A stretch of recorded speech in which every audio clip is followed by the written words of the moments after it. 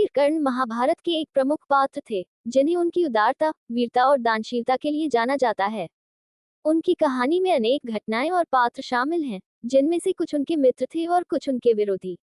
कर्ण की कहानी का केंद्र उनके चरित्र, उनके जीवन के संघर्ष और उनके द्वारा झेले गए अन्याय के इर्द गिर्द घूमता है।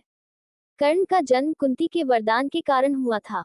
वे सूर्य देव और कुंती के पुत्र थे, लेकिन विवाह से पहले जन्म लेने के कारण कुंती ने उन्हें गुप्त रूप से त्याग दिया।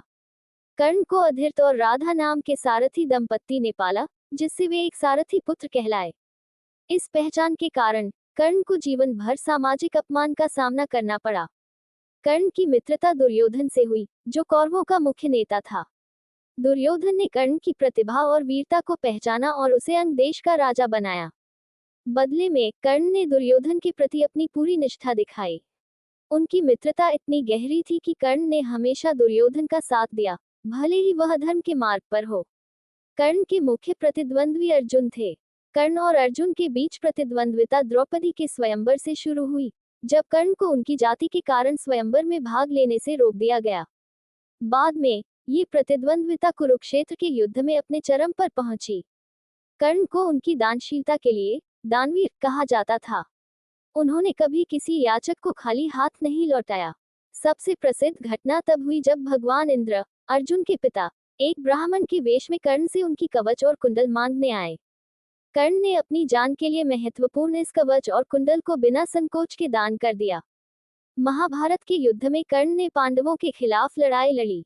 उनकी वीरता के बावजूद युद्ध में कई घटनाएं उनके लिए दुर्भाग्यपूर्ण रहीं।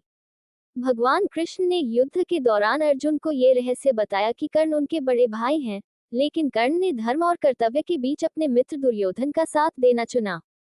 अंततः कर्ण का वध अर्जुन के हाथों हुआ, जब उनका रथ धरती में फंस गया और वे असहाय हो गए। भगवान कृष्ण ने अर्जुन को कर्ण की हत्या करने का आदेश दिया, ये जानते हुए कि कर्ण एक अप्रतिम योद्धा हैं और उन्हें नियमों के अनुसार हराना लगभग असंभव था। दानवीर कर्ण का जीवन संघर्ष, दानशीलता और वीरता की मिसाल है। वे एक ऐसे योद्धा थे जिन्होंने परिस्थितियों से ऊपर उठकर अपने आदर्शों और वचनों का पालन किया। उनकी कहानी हमें ये सिखाती है कि इंसान का मूल्य उसके कर्मों से तय होता है, न कि उसकी जाति या जन्म से।